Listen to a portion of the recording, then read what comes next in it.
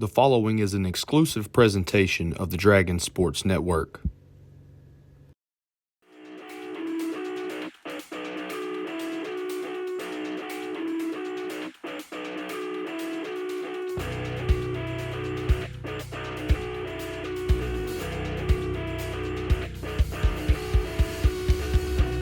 The following is a presentation of the Dragon Sports Network.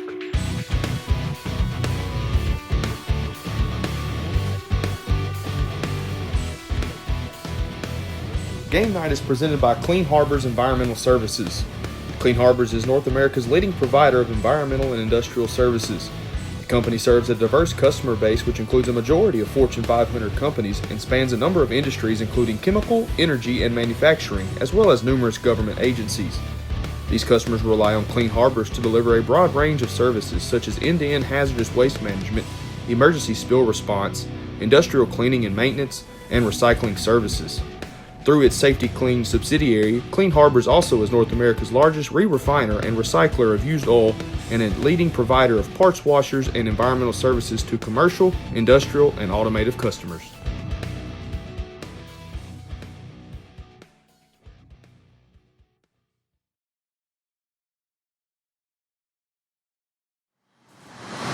Coach, before we get into the season opener with Harmony Grove, talk to us about the off-season, how it went.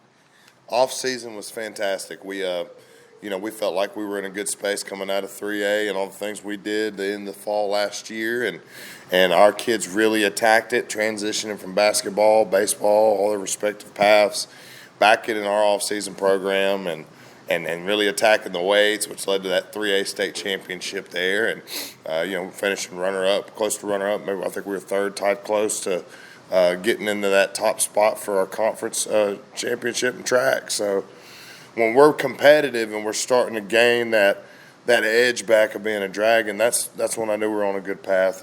And after the summer work we had from the teams we've seen in North Louisiana and then just our scrimmage last week, having that assessment of who we need to be when it's tough and when communication's out and when nerves hit or just a lack of execution, when all that stuff comes together like it's done for us, leading into tonight, we feel like our offseason couldn't have been better.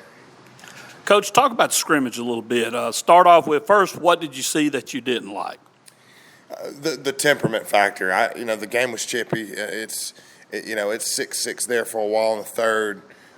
Both sides were chippy. It wasn't just a one-sided deal, but our guys keeping their composure and understanding that the totality of the job isn't just to go out there and win, but it's to execute what we're doing and trying to do best. And I thought our run game was subpar at best, but it's due to one guy not doing a job here and there that leads to big plays for us. And our quarterback was, this playing his first high-level game. Some of the things that went into it and the way that we were executing up front wasn't the best, and it was a total team effort.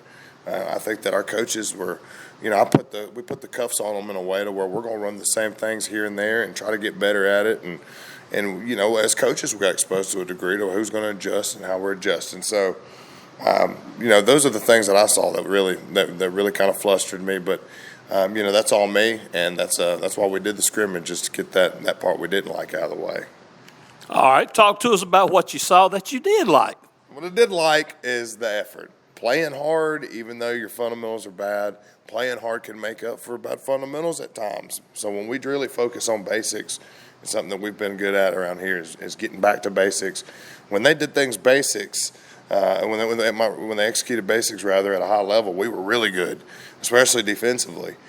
Guys lost communication late, really at that safety spot, but what they showed was enough poise to try to tighten and really attack the football. I thought we did a great job swimming the ball on defense, and offensively, I thought that we had some great pass pro at times. I think we blocked the fire out of people for a while, but overall, I really liked the growth I saw. There wasn't a moment where I felt like we walked out of there without some momentum going where we need it so that we can get ready for tonight or for Friday night's action.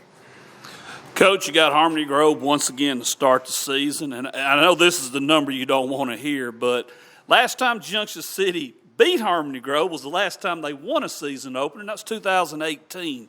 5 in a row. It's the longest streak in the series between the two teams, one dominating the other. This is your second shot at them. What can we expect out of the Hornets? They're always well coached. Coach Horstkamp's been doing this. He coached against me when I was a player, so he's seasoned. He does great things fundamentally. Their culture's excellent, and they have always played us tough. Even when I played against Harmony Grove, they played tough. They've got a great tackle. They've got a great right tackle, 78. You'll see him, big old guy. Billingsley, linebacker or safety, running back. He's a 6 foot, 200-pound kid. I think he finished top 5 in that 198-pound class in the weightlifting meet this year in 3A. So between him and a dynamic quarterback, they present problems that we've got to be ready for. They're going to air it out on us, but they're going to run the ball with their quarterback and that running back, and we've got to get down in the box, and we've got to make sure we don't do like we did last week, and we can come forward and hit them in the mouth, or they're going to hit us in the mouth. Defensively, they're pretty sharp. They sit in a 4-man front. They're going to keep everything in front of them. They're going to make you beat them. They're going to make you earn it. And so we cannot beat ourselves. We can't get behind the chains on them. They're going to do things right, and if we don't execute, then it'll be a long night for us. Coach, some keys that you want to see out of the Dragons that can get a victory Friday night. Terrific energy. I really, one thing I will say is looking around on tape and seeing the energy out there. I'd love to see our atmosphere increase. I'd like to see our kids bring it to a level where our fans, the people at home watching, listening, whatever, you could almost feel the Junction City energy when you were in an interaction with football, basketball even, but our sports. I'd like to see our kids bring such great energy that it ignites the people around them, gets our fans going, and they execute and have a good time. And take care of the little stuff, big things take care of itself. Coach, good luck tonight. Appreciate you.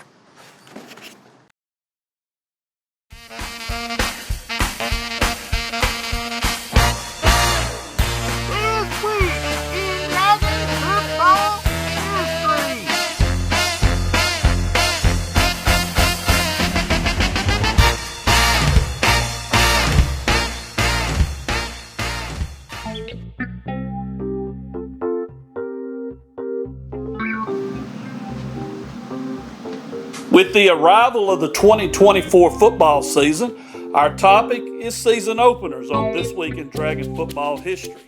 Since 1951, the Dragons have an overall record of 41-30-2. At the Muse since 1998, the Dragons have a record of 20-6. Now that includes season openers and home openers for the Dragons. The last time Junction City won a season opener, unfortunately, was 2018, but it does make our memorable season opener list. The reason? Well, the final score was 52-50, and on record, that is the highest scoring season opening game between the Dragons and their opponents, 102 total points scored. Junction City won it in overtime. And like I said before, the last time they won a season opener. Since then, Harmony Grove has won the last 5, and hopefully Friday night that can be corrected. Some more memorable season openers from the 70s, the age of disco, 1976, Junction City went into the season. Well, the expectations wasn't too high. They were picked dead last in the 5A conference. No one expected much out of Coach Al Bolin and his Dragons. They suited out only 26 players. But at the end of the season, everybody was talking about Junction City. The Dragons finished with a 5-4-1 record. They missed the state playoffs by 1 game. Back then, only 8 teams got in. What got things rolling for the Dragons that year?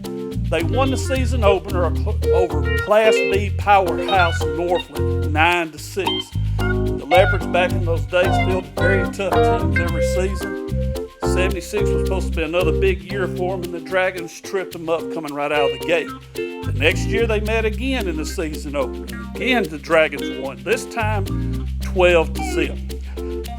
Another memorable season opener took place in 2001. Coach David Carpenter's sophomore Latin team traveled to Mansfield, Louisiana, and pulled off the upset. Heavy underdogs on the road, Junction City won it 13-12. A couple of players, in fact, a couple of Wall of Honor inductees, Kevin Payne and Kobe McKinnon, had big games that night to help lead the Dragons to victory.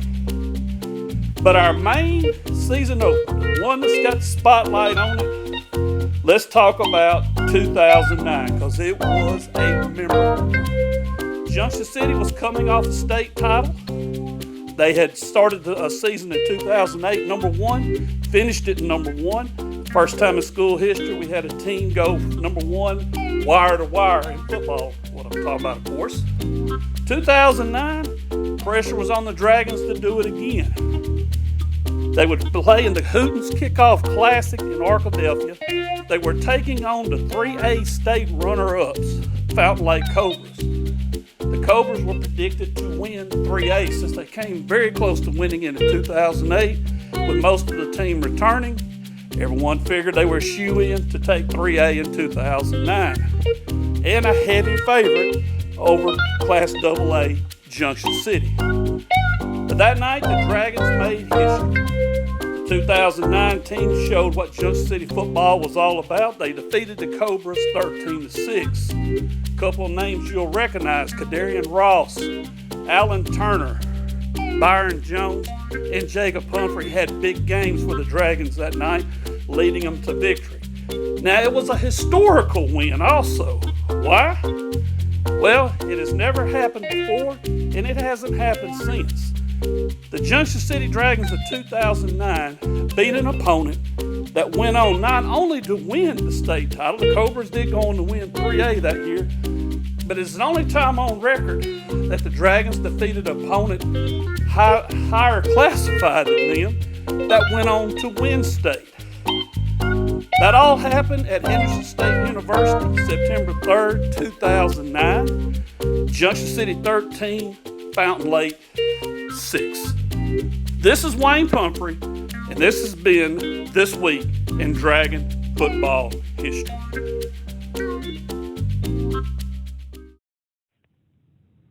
Making lives better from the ground up is what Roseburg believes in.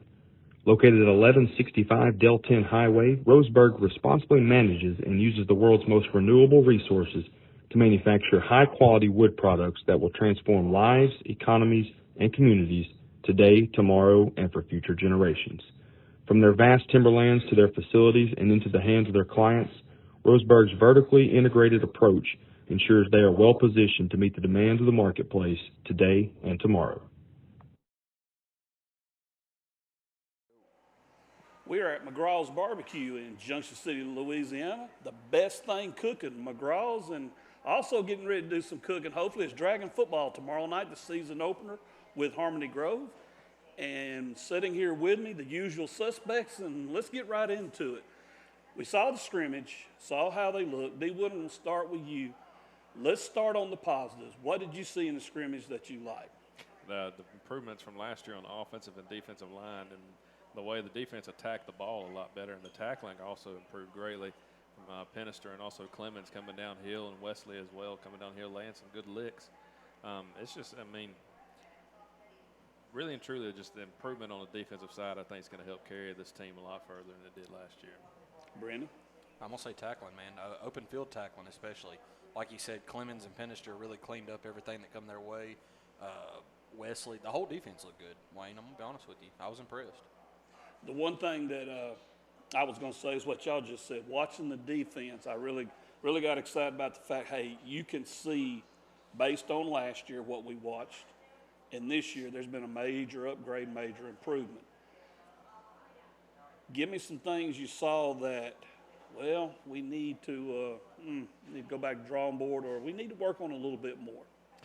Maybe just a little bit of coverage, kind of on the deep balls and stuff like that. I mean, there's like you had a couple of cornerbacks that were going with the receivers, but they didn't turn their hips and kind of run well, and they kept backpedaling a little bit longer than they needed to, and that kind of led to them getting beat deep. But, I mean, that's just something that can be quickly fixed with film and all that I expect to be changed this week.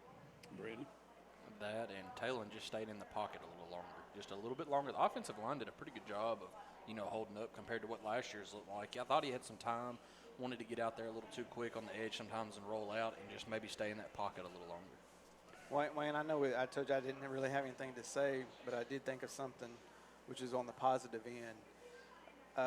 Looked like conditioning was very well. Yes. From the past couple of years, I think I saw one time of one player having to be stretched out, cramping and stuff. So that was my positive on the outlook for what I saw Friday night.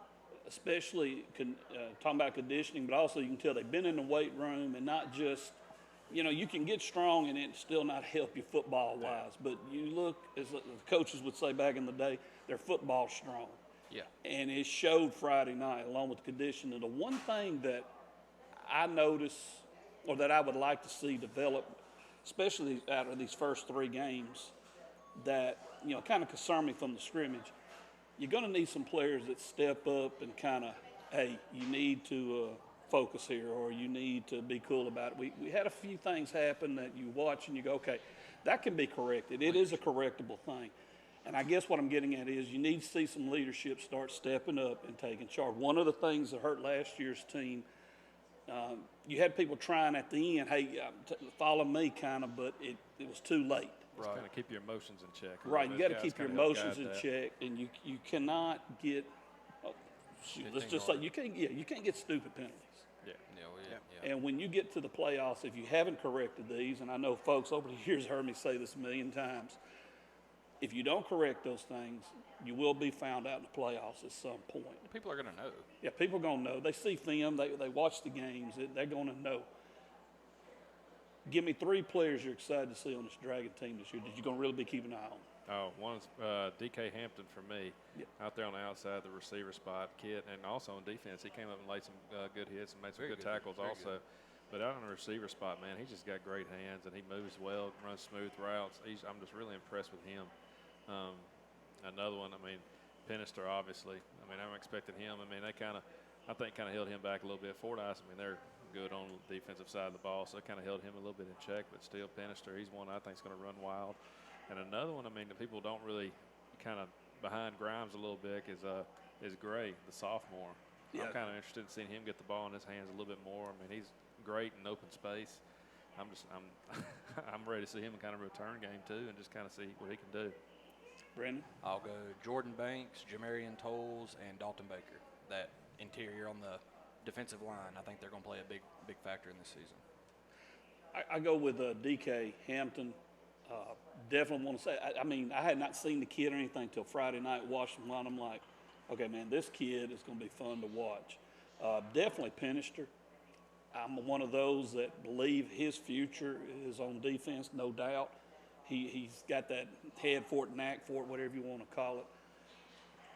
And I'm really wanting to see, I guess my third would be several players. You got Dominique Grimes that everybody's going to be focused on. We're going to talk about him here next. But there's several guys, Dismukes, Gray, Wesley. You got return guys that can flip the field in a heartbeat. So I'm excited to see what teams are going to do. We got a guy going in the Wall of Honor tomorrow night. Let me make a quick pitch here, folks. Tomorrow night, the 12th Wall of Honor, 3 great inductees going in, and if you can make it, come on down. Justin Cook, his senior year, you look at his numbers and you go, well, he had a good return average, but he didn't hardly return anything. Because it come to the point where, you know what, I'd rather go for it and see if I can get it. Because I know if I kick it to him, he was only averaging 36 yards of return. He's going to flip the field on us. Yeah. You played with him, D. Wood. You know how it was. Either that or I'm just going to kick it out of bounds and give up 20, 25 yards. And with Junction having the return guys they got, the word gets out and they're successful, of course. You're going to see Junction City start getting out advantage on special teams big time. There won't be a return, but it'll be, hey, I'd rather roll the dice or, you know what, kick the thing out of bounds. I'm not going to give them a chance to run it back because I think Gray last year, first time he touched the ball, 93 yards for a touchdown. First time. All right, Devin Ball calls you up and says, D. Wood, how many touches a game do you want Dominique Grimes to get? It's got to be about 15 to 20. Depending on the game. If it's a meaningful game, probably more than that, where it's kind of closer and all. But he's got to get his touches in tight competition and all that. But he's Wayne. He's special. It's the way that you can get the ball in his hands in so many different ways.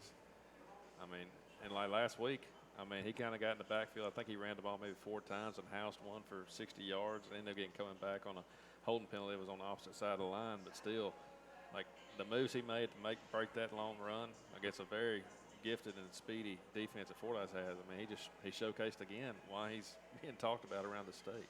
Well, let me throw this in here, guys. Top 5 all-purpose yards, single games. He owns number 1 against Walnut Ridge. Or Walnut Ridge. Number 5 against Fowler.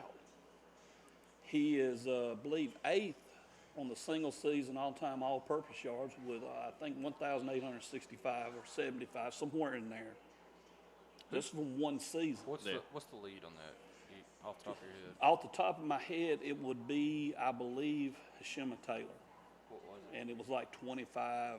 I say he had like 26. 2,200 Lord, rushing yards that year. he just, you know. He got like over 300 carries too. So But that was a lot. yeah, I feel say now that's what he toted the ball a bunch.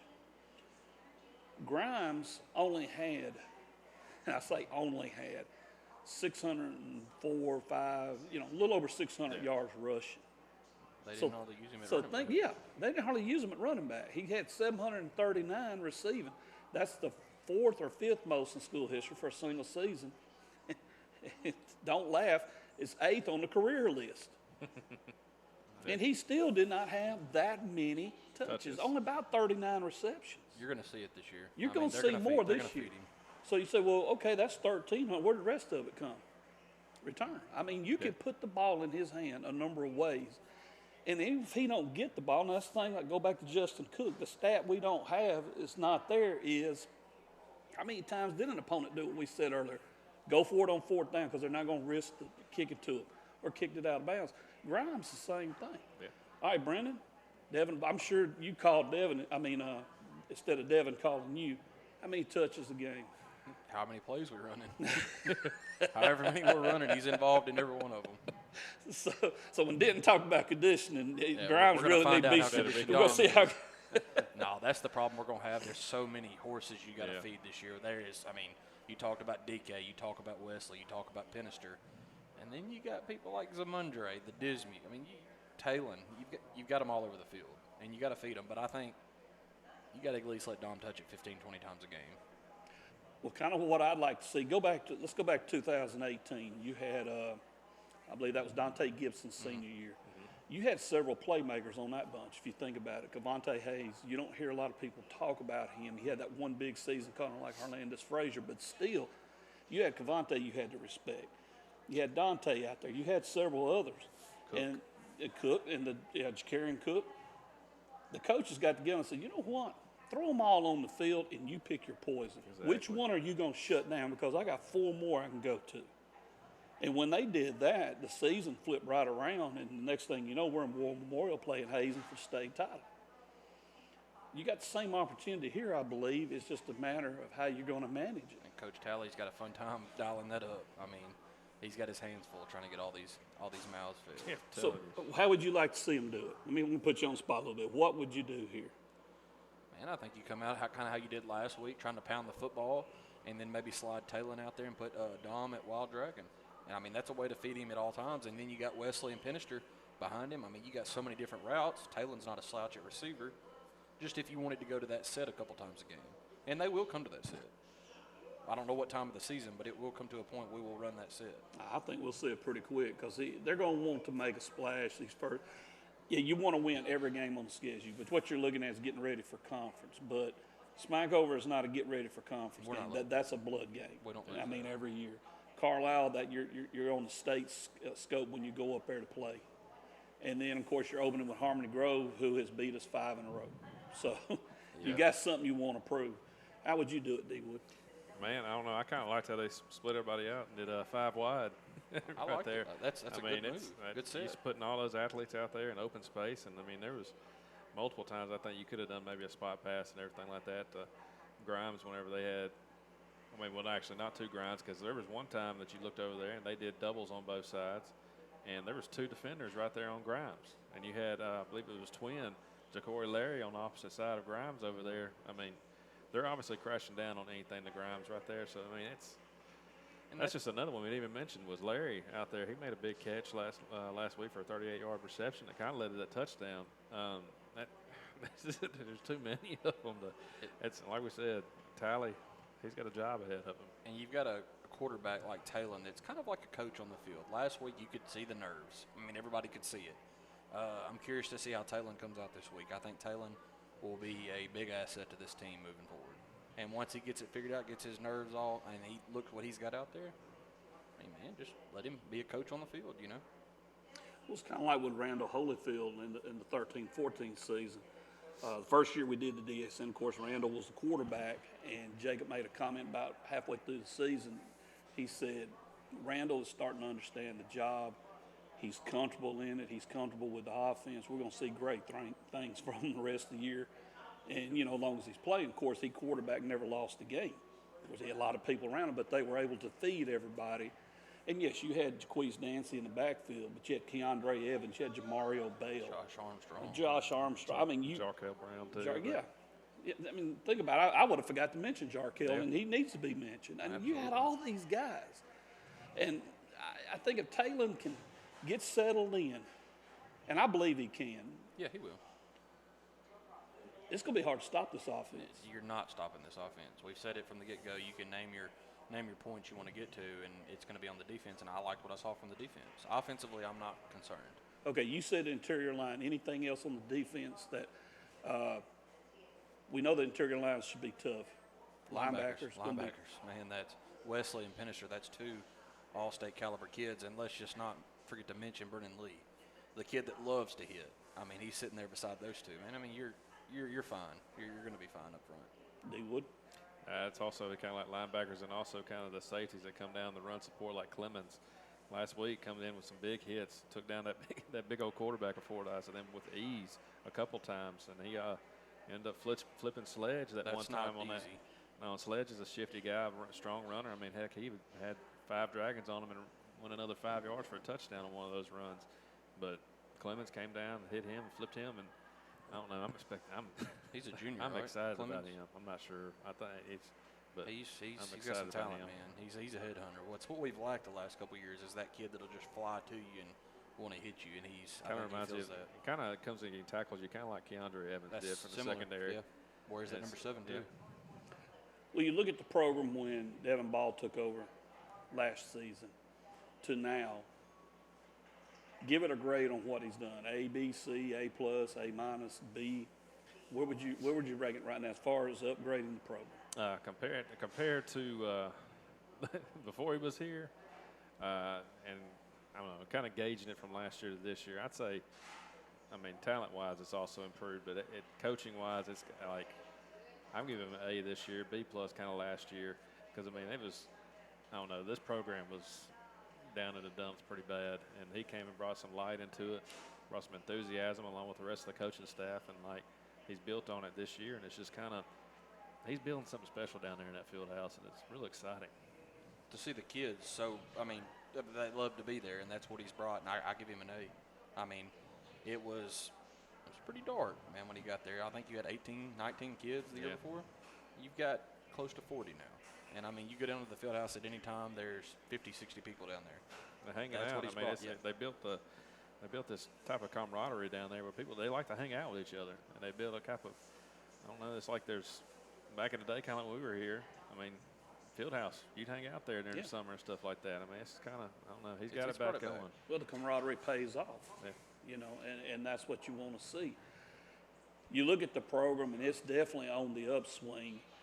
And if you folks don't believe us, well, tomorrow night they're at home. They got Harmony Grove. They hit the road for 2 weeks, September 6th, Carlisle, September 13th, Smackover. I believe it's a bye week next. And then the next home game's the 27th. I believe that'll be the Foreman Gators. We're going to step away for a minute and hear a word from one of our major sponsors, good people from Clean Harbors Environmental Services, and we'll be back after that. People and technology creating a safer, cleaner environment. Located at 309 American Oil Road in El Dorado, Clean Harbors solves tough problems through innovation and proven methodology. Everywhere industry meets environment, Clean Harbors is on site, providing premier environmental and industrial services. To find out more about Clean Harbors, go to www.cleanharbors.com. Clean Harbors is the presenter of Game Night on the Dragon Sports Network.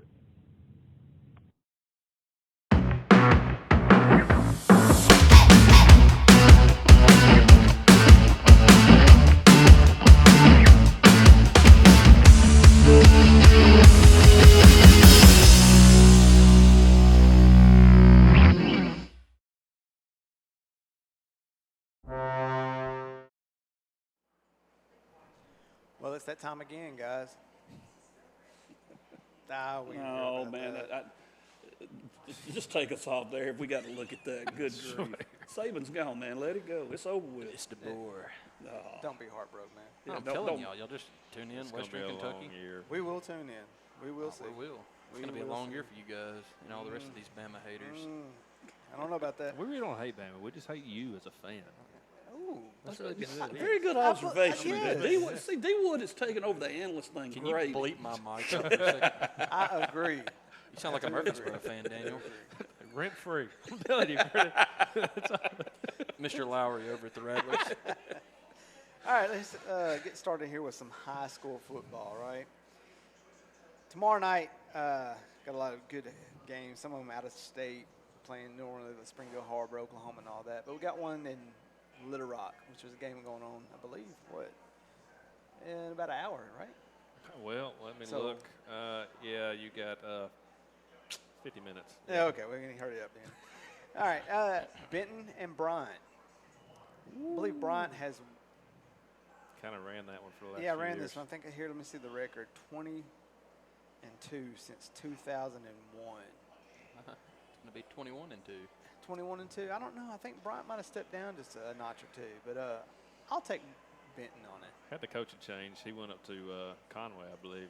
Yep. Was it James? Yeah. So, Yep. I mean, he kind of, but I'm pretty sure Bryant pulled that win over him last year when Bryant Conway played. I still think Bryant's going to be a little bit too big for Benton, especially with the loss of Braylon Russell, the freshman phenom running back for the Arkansas Razorbacks this Be year. quiet. Wayne, what do you think? First of all, great point by D-Wood there. I mean, you got to give him a little bit of Getting credit. carried Brandon. away. Ridiculous. What'd you say, Denton? They're 20-2. Bryant over Benton since 2001. I'm going to say 21-2. I'm curious to see. Benton's been trying to get things going. Let's see how it looks this year. If it's a tight game, they're in the right direction. But if it's not, well, there's always next year. Another one here. Greenwood is at Bentonville West, and Greenwood leads that one 1-0.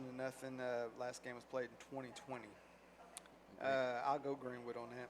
I think that's a good decision, Greenwood. Greenwood, too, because Kane Archer, I think Yeah. he's a junior this Junior year. this year. He's a very talented kid. I think he's just a 3-star, but I think that's mainly just because he's kind of undersized. Just pick the But team.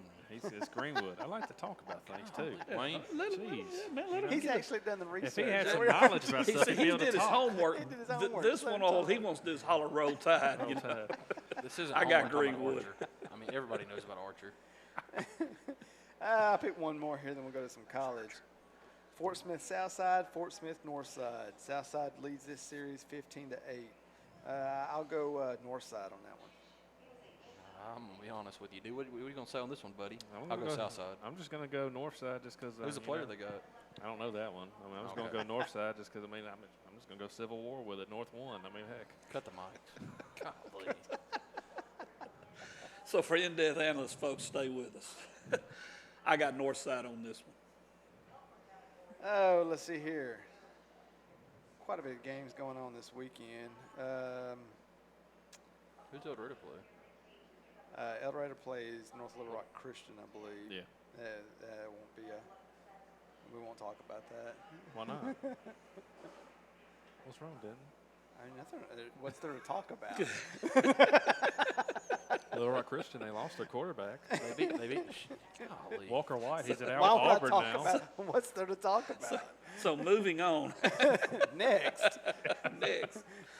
I tell you what, while you're checking, let me throw this at y'all. If you watched any games last weekend, there was actually really a couple of good ones I enjoyed watching. But they kept talking about this is a pivotal change year in college football. 12-team playoff. 12 teams. Start with you, D. Wood. Your thoughts on the 12 team? I don't like it. I think it needs to be 8. I think 12 is just, it's kind of, I think it saturates it. And I don't know. I'm not a big fan of the 12 team. I'd rather it have been 8. I wouldn't be a fan either. It'd have to be top 80 if Arkansas was going to get in. But, you know, I like the top 12. I mean, let's go with it. No more crying, but there's going to be crying of who's number 13 now. That's what the crying's going to be. It's always going to be That's always going to be something like Yeah. that. But I like it. Let's see how it goes. Wayne, I've been saying it for years. 4 super conferences. 4 super conferences to the 12 teams. Been saying that for years. I like it. I think it's coming to that, or if it's not already there, because I mean Yes. you got Big Ten, SEC leading the way. 4 super conferences and everybody else, y'all battle it out. You battle it out. Yeah. There's bowl Where games you or gonna go to? whatever. So I did see something which I enjoyed game day on Saturday morning, and they kept saying that fans will have to live with the fact that you will probably see national champions with not going undefeated. Yeah, That's- you're gonna I have to agree. do Yeah, that. I agree. because 16-0 is gonna. That's yeah, hard to that's- do. Let me be ask real y'all hard to this. Seriously, let me ask you this. Let's talk about Georgia last year. Georgia, say what you want, undefeated all the way through. Yeah. Bama beats them. Probably the last time Bama will beat them, but that's beside the point. Until this year, buddy. Week 3. Yeah. Yeah, it's pretty much Georgia now. We said that last year. Yeah, because if you want to know why I'm saying Georgia, watch college game day. He's sitting there right in the middle. Yes, and he said Georgia. We Yeah. said- He said Yes, that last year. He said Georgia. So Georgia gets beat in the conference championship. Okay, you can't go to the 14 playoff. Yeah. And everybody's like, wait a minute. Yeah, Bama deserves to go. Bama won. Yeah. Bama gave Michigan all it wanted. How come Georgia couldn't go? Well, they lost a game. So you look at that and you go, well, yeah, we need more teams in there. Yeah, But what especially people are going to last have to year. understand is what if you got 3, and this is a very possible thing. You got, let's just say 3 SEC teams that are top notch getting it done. One of them finishes undefeated, beats a team in their division, or I think they're eliminating that now. I think they're going all. Yeah, well, correct me if I'm wrong. I don't guess I realize this. The SEC, One big, it's just one big, The top 2 teams. the top 2 altogether teams. gonna go Okay, play. all right. I Arkansas guess don't play I Alabama missed that no more. somehow last year, but okay, here's where the What crime change? starts. You got a SEC team with 1 loss sitting behind an undefeated team and another SEC team with 1 loss. Maybe these two didn't play each other, which could happen. You have to go.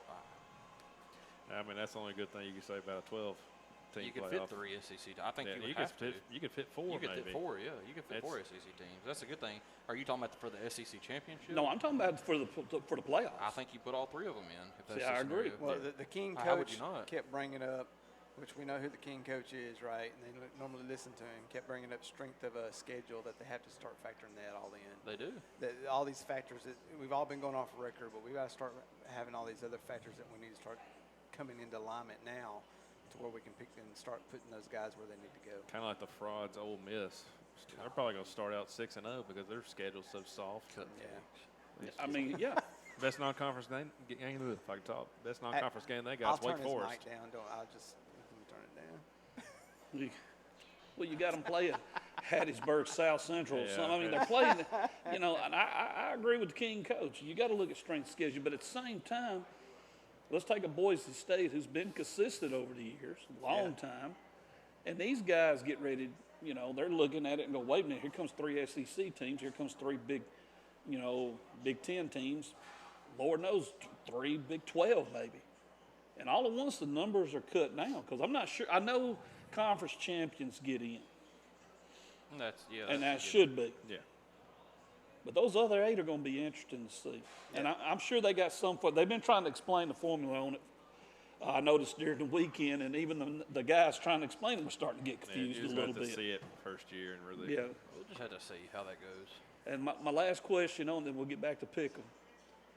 Do you see it going to 16 eventually? I hope not. I hope not.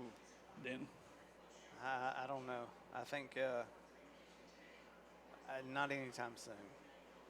They'll let this go for a while. Maybe several years if they move into something like that. Yeah, they're gonna give it a good try. Yeah, they'll try this 12 for a while. When I say a while, I'm probably meaning 8 to 10 years. I don't know. I don't see it going to 16. the reason I asked that, remember, this is much watched TV. And one of the reasons they'll never admit it in a million years, ESPN and the rest, the money it's generating. Yeah, 100%. So now you got playoffs, and you can hear Jim Moore in the background, But that's why I asked, hey, wait a minute, you know what? We're not going to give these buys. We're going to do it this here and go all the way across. You're just adding one more game. Yeah, well, that first bracket, they actually play the games at home. Yeah, Yeah. And then I think that's when it goes into the bowl system. bowl system then. Yeah. Are you ready? All right. All right, let's go with the first one here. Clemson and Georgia. I take Bulldogs. Go Georgia. That's easy. Clemson's dog water these days. Let's go with Georgia. Georgia. Georgia on my mind. Yes. Dabo's washed. Oh, let's see here. Man, this is kind of hard. Miami and Florida. I believe Florida will hang in Where's there. it at Florida? I believe it's at Florida. I'll go with Florida. Just Yeah, it's that at Florida. simple reason. Yeah, I believe Florida will hang in there, but Miami will take it out at the end. Yeah, I'm going to go Miami, too. I don't think Florida – I don't know. The fact Arkansas beat them last year just tells me not to tell you all you need to know. That is a very good game to pick, and here's why. Miami is trying to get established and get back to where they were. Don't know if they ever will They do never that. will. Not to that standard. Not to the standard they were. Yeah, you know. But is it Billy Napier, head coach at Florida? Yeah. Napier. And he's his last year. And D. Wood just hit on nail head. He has got to produce. So the pressure's on him. Can he handle it? That I don't know. But I will tell you this. Miami's going to take this one. Let's see here. Notre Dame. Alabama's not playing in there. I could hear it That's over why here. this first round here, or first week here, is real hard to pick. We're playing nobodies. But anyway, Notre Dame, Texas A&M. I will kind of hate go Notre Dame. Notre Dame. I got to go Notre Dame. hate I Notre hate Dame. Texas A&M, so I'll take I can't Notre stand Dame. the I'm Irish. just- Texas A&M. I mean, I'm just going to be right here and pick A&M. Yeah, I mean that's just Notre common Dame's, sense. I don't really feel like their skill positions are good enough to beat A&M. There's a possibility my daughter-in-law may see this. Yes, I finally get to say daughter-in-law. So I'm not going to say gig 'em, but I will say A&M.